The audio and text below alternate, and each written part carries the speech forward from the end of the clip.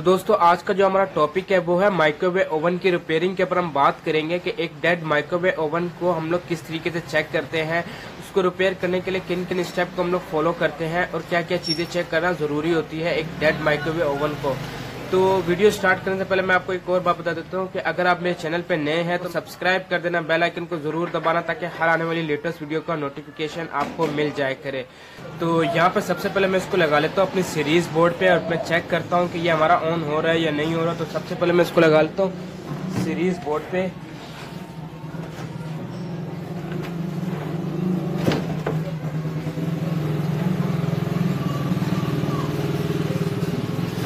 तो यहाँ पे दोस्तों हमने इसको सीरीज बोर्ड पे लगा लिया, आप देख सकते हैं।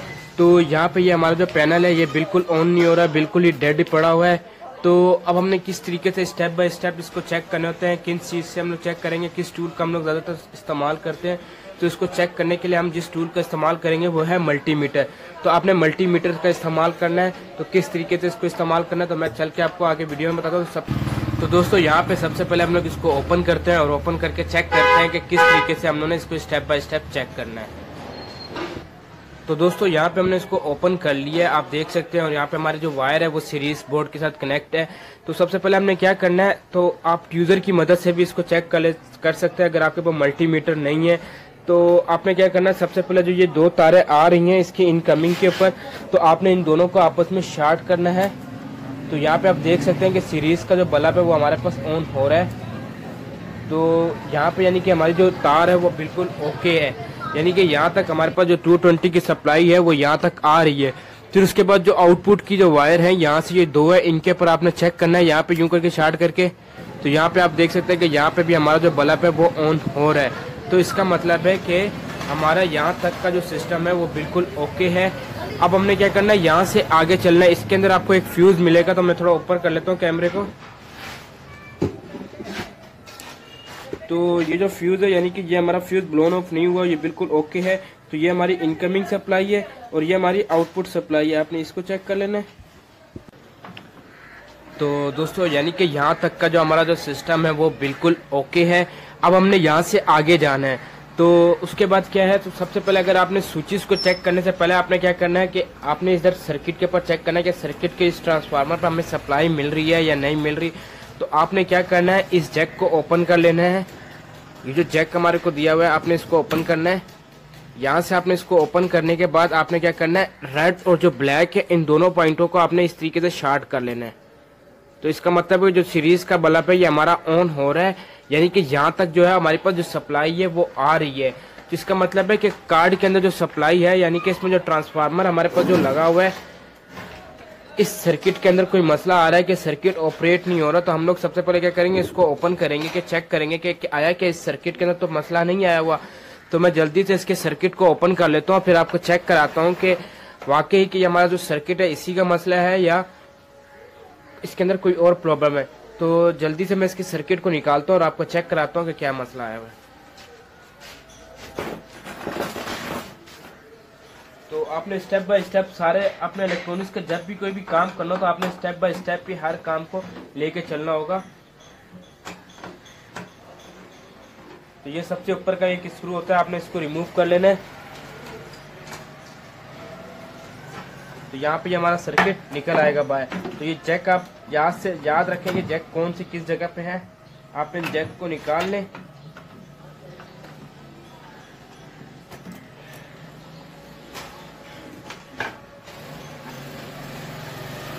यहाँ से आपने इस लॉक को भी ओपन कर लेना है।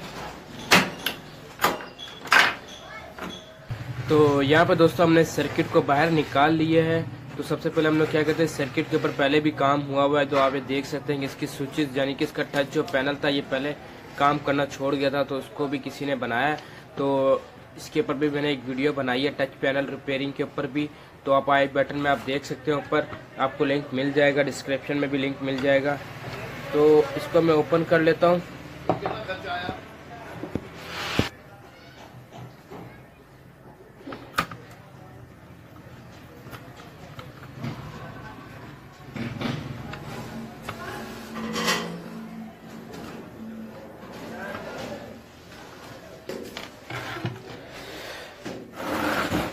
तो यहाँ पे दोस्तों हमने इसकी सर्किट को निकाल ली है। अब आपने किस तरीके से इसको चेक करना है, आपने लगानी सीरीज वायर को। सीरीज वायर आपने कहाँ कनेक्ट करना है, एक इस पॉइंट पे कनेक्ट करना है और एक आपने इस पॉइंट पे कनेक्ट करना है। और इसको फिर आपने किस चीज़ से चेक करना है, मल्टीमीटर की मदद से आपने इसको चेक करना है कि हमारे को वोल्टेज कितने मिल रहे हैं ट्रांसफार्मर से आउटपुट के। तो यहाँ पे हम लोग लगा लेते हैं अपने सीरीज वायर को।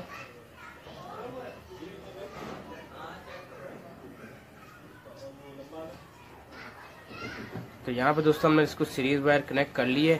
तो अब हमने क्या करना है, अपने मल्टीमीटर की सेटिंग करनी है वोल्टेज के ऊपर। यहाँ पे हम लोग ले आए वोल्टेज के ऊपर, इसको सिलेक्ट कर लेंगे एसी वोल्टेज। तो यहाँ पे हमने एसी वोल्टेज की सिलेक्शन करनी है।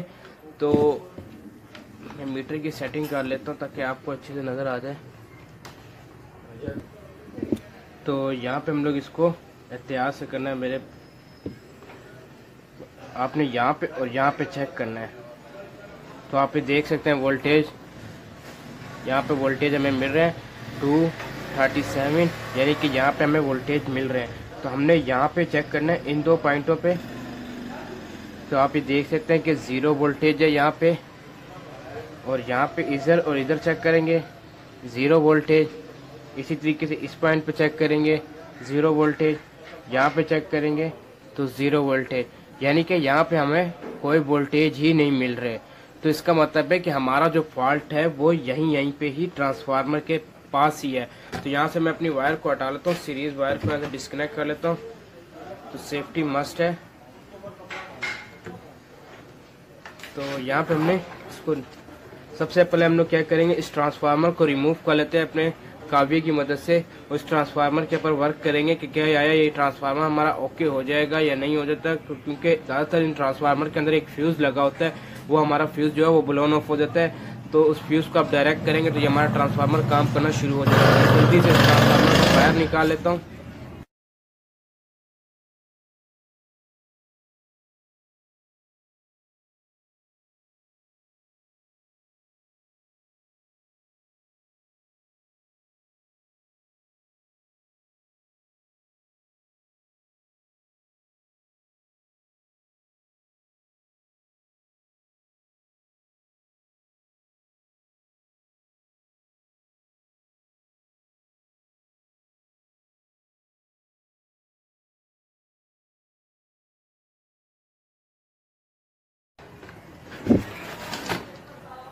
तो यहाँ पे दोस्तों हमने इस ट्रांसफार्मर को बाहर निकाल लिया, आप देख सकते हैं।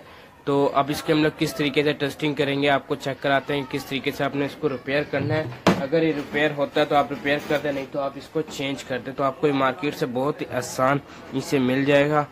तो यहाँ पे हमारे पास ये जो है ये हमारे पास यानी कि हाई वोल्ट है, यानी कि 220 इस ट्रांसफार्मर के निस्बत ये हमारे पास हाई वोल्ट है, ये हमारे पास लो वोल्टेज है। तो अब इसके अंदर ये सामने जहाँ पे ये जगह उभरी हुई है इसी के नीचे एक फ्यूज़ होता है। आपने इस फ्यूज़ को चेक करना है। तो मैं आपके सामने चेक कराता हूँ किस तरीके से आपने इसको चेक करना है, निकालना है बाहर। तो यहाँ पे हम लोग इसके हल्का सा हम लोगों ने क्या करना है, इसकी शापर को रिमूव करना है।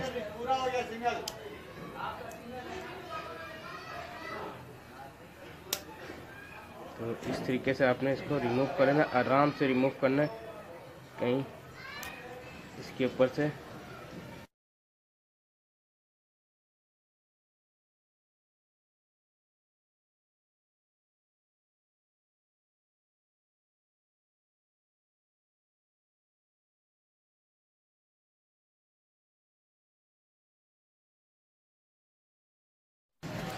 तो यहाँ पे दोस्तों ये हमारे पास फ्यूज़ जो है ये निकल आया, आप देख सकते हैं ये फ्यूज़ है। तो आपने क्या करना है, इन दोनों को आपस में मिला देना है, इन दोनों पॉइंटों को।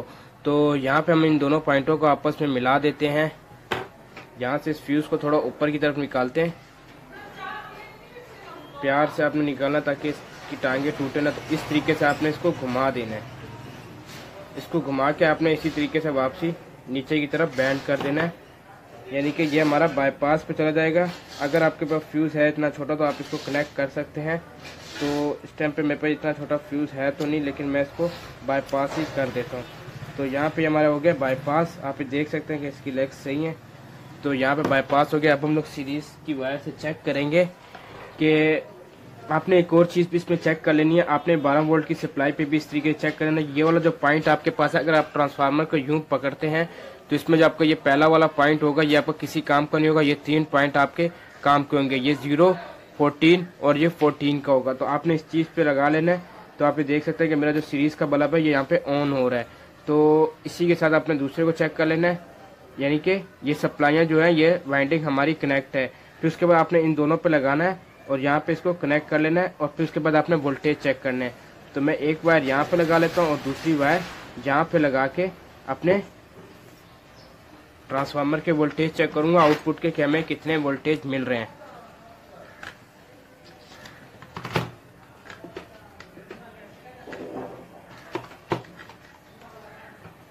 तो यहाँ पे हम लोग पहले लगा लेते हैं, कनेक्ट करते हैं। मैं थोड़ा कैमरे को पीछे कर लेता हूँ।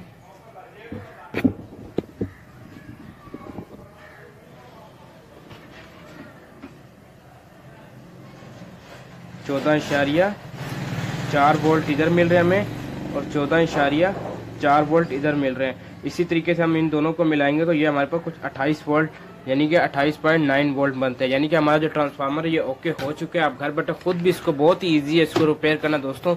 तो अब मैं इसको वापसी अपनी इस बॉडी में कनेक्ट करता हूँ अपने इस कार्ड के अंदर। तो उसके बाद चेक कराता हूँ क्या है, कितना कि हमारा जो सर्किट है वो ओके हो चुका है या नहीं हो चुका है। तो सर्किट में कनेक्ट करने से पहले आपने क्या करना है, इन पॉइंटों को आपने अच्छे से साफ कर लेना जो होल है, ताकि जब आप इसके अंदर ट्रांसफार्मर को लगा रहे हो तो हमारा जो प्रिंट है वो ख़राब ना हो।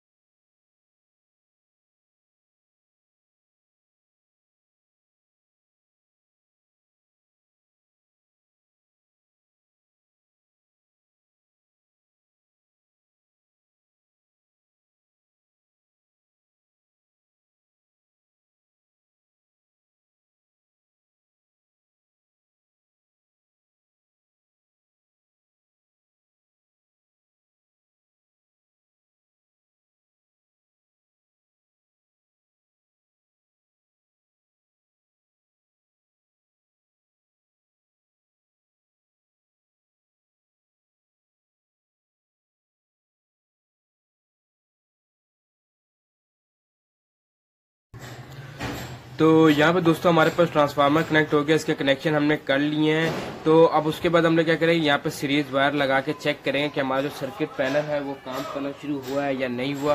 तो यहाँ पे मैं सबसे पहले एक वायर लगाऊंगा बीच में और एक इस साइड पे लगाऊंगा। तो आपको पैनल के ऊपर भी इंडिकेशन दे जाएगी कि आपने न्यूट्रल फेस। तो आप देख सकते हैं कि हमारा जो पैनल है वो ऑन हो चुका है, वर्क करना शुरू हो गया। तो अब मैं यहाँ पे जब कोई भी स्विच दबाऊंगा तो ये देख सकते हैं कि काम करना शुरू हो गया। तो मैं इसको अपने माइक्रोवेव ओवन में कनेक्ट करता हूँ और कनेक्ट करने के बाद इसको ऑन करके दिखाता हूँ कि किस तरीके से ये वर्किंग कर रहा है। तो जल्दी से मैं इसको अपने माइक्रोवेव ओवन में कनेक्ट करता हूँ और फिर आपको चेक कराता हूँ।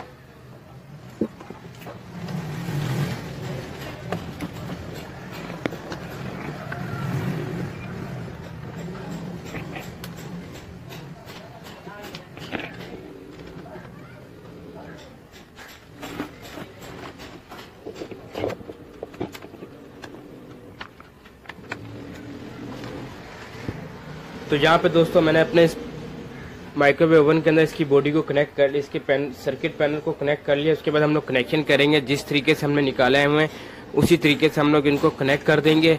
ये इसकी सप्लाई है ट्रांसफार्मर की सप्लाई की, इसको आपने क्या, ये स्विचिंग है। अगर आप इसको लगाना भूल जाएंगे तो ये हमारा माइक्रोवेव ओवन ऑन नहीं होगा।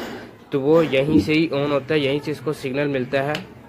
तो यहाँ से हमारा ये कनेक्ट हो गया है। तो अब इसके बाद हम लोग लगाने वाले हैं, इसको सीरीज के ऊपर नहीं लगाएंगे, इसको बल्कि डायरेक्ट ही लगाएंगे। क्योंकि माइक्रोवेव ओवन को हम जब भी चेक करते हैं ज़्यादातर वो डायरेक्ट ही चेक करते हैं कि ये वर्क कर रहा है या नहीं कर रहा है। वो होता है एम्पेयर पे इसकी टेस्टिंग होती है। तो मैं इसको ऑन कर लेता हूँ और चेक करते हैं कि ये हमारा वर्क करना शुरू हुआ है या नहीं हुआ।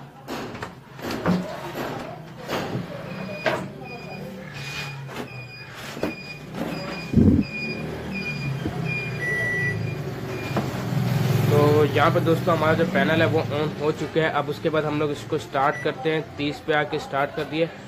तो यहाँ पे आप देख सकते हैं कि ये ऑन हो चुके हैं। आप एम्पेयर भी चेक कर सकते हैं हमारे बोर्ड के ऊपर। तो ये वर्क करना शुरू हो गया है। आप पंखा भी देख सकते हैं चल रहा है काफ़ी तेज़ स्पीड के साथ। तो सिंपल इतना सा इसके ऊपर वर्किंग है। किस तरीके से स्टेप बाय स्टेप हमने इसको चेक करना होता है, किस तरीके से हमने इसके ऊपर वर्क करना होता है। इलेक्ट्रॉनिक्स पे काम करना बहुत ही इजी है। जस्ट एक आपको टूल होना बहुत ज़रूरी है, इसके अंदर टूल का होना बहुत ज़रूरी है। किस तरीके से चेक करना चाहिए, किस तरीके से स्टेप बाय स्टेप हमें इसके ऊपर काम करना चाहिए। तो बहुत ही आसान है इसको रिपेयर करना। माइक्रो ओवन के ऊपर और भी मैं डिटेल से वीडियो बनाता रहूँगा, मुख्तलिफ इसके फंक्शन के ऊपर, मुख्तलिफ फॉल्ट के ऊपर। तो दोस्तों अगर वीडियो अच्छी लगी हो तो इसको लाइक ज़रूर करना, बेल आइकन को ज़रूर दबाना, ताकि हर आने वाली लेटेस्ट वीडियो का नोटिफिकेशन आपको मिल जाए करे। इसके साथ एक और बात आपको बताना चलता हूँ कि अगर किसी भी चीज़ के मुतालिक कोई भी सवाल हो तो आप मुझसे ज़रूर पूछें, मैं आपको उसका रिप्लाई इंशाल्लाह ज़रूर करूँगा, या तो उस टॉपिक के ऊपर वीडियो भी ज़रूर बनाऊँगा। तो दोस्तों इसके साथ दीजिए मुझे इजाज़त। खुदा हाफिज़।